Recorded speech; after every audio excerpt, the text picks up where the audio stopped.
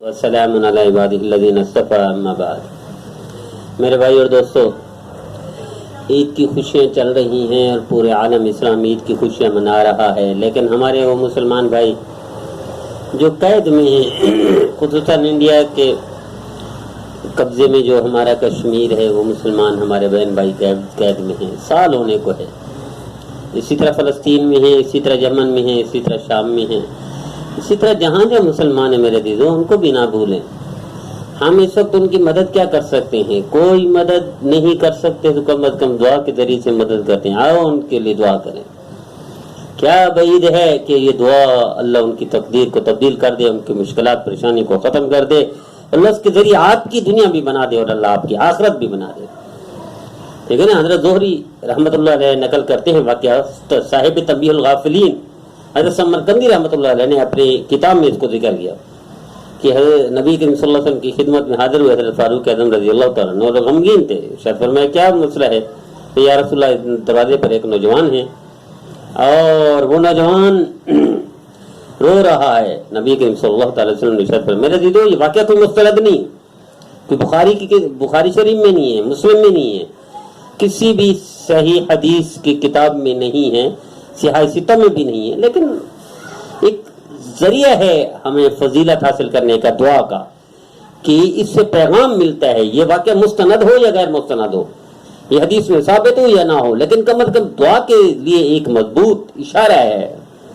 تو اس لیے میں اس کو نقل کر دیتا ہوں کبھی کبھی، اس لیے مسائل تو مستنبط نہیں ہے، فضائل کی بات ہے تو فضائل میں اس کو بیان کرنے میں کوئی کباہت نہیں۔ تو میرے عزیزو، حضرت فاروق رضی اللہ عنہ باہر تشریف لائے، فرمایا نوجوان کو اندر لے آئے حضور صلی اللہ علیہ وسلم کے سامنے، اور رونے لگا، یا رسول اللہ میں بڑا گناہ گار ہوں، بڑا بدکار ہوں، بڑا گناہ کیا، عرش سے بڑا ہے نہیں، رحمت سے بڑا ہے نہیں، پھر رو رہا ہے، بڑا گناہ گار ہوں، بڑا گناہ کر دیا۔ تو میرا جو خلاصہ یہ ہے کہ اس نے کہا، یا رسول اللہ میں کفن چور ہوں، کفن چوری کرتا تھا، یہ انصار نے اپنی ایک بچی انہوں نے دفن کی، میں گیا کفن چوری کرنے کے لیے، تو خیر میں نے اس سے برائی کر لی۔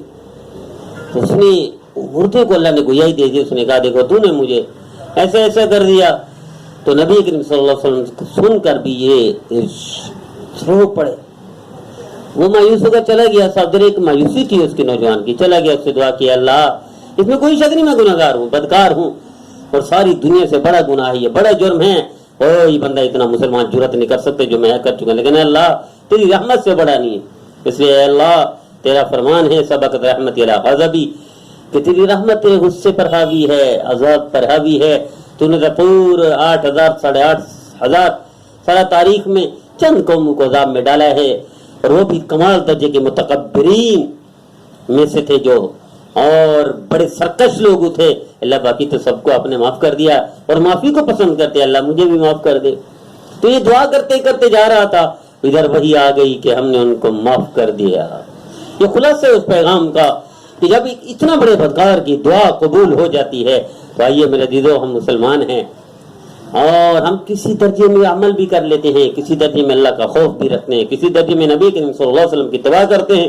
آئیے ہم دعا کریں، عید کی خوشیوں میں ان کو دعاؤں میں شامل کریں، ہمارے ان مسلمانوں کو جو مجبور ہیں، معذور ہیں،